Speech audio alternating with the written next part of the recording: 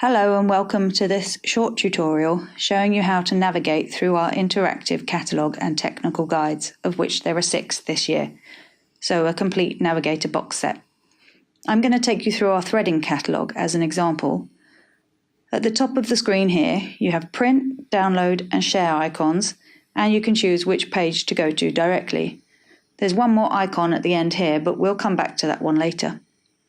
On the contents page, pretty much everything is linked, so you can choose by product, page number, or range. If you know which specific product you want more information on, you can jump to the alphanumeric index here, and the page numbers will take you where you want to go. Before I click on that, I'm just going to go a couple of pages further to the guide pages, which you've all probably seen before, and they haven't changed, just so you know they've not disappeared, they're still there.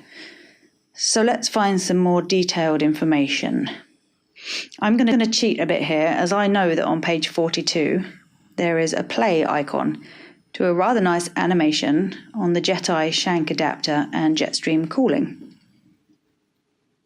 If we go back, now you'll see here that all the designations are highlighted.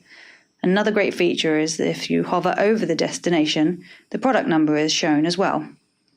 Or if you click on the designation, you'll be redirected to the Seco Tools website, where you'll find even more information.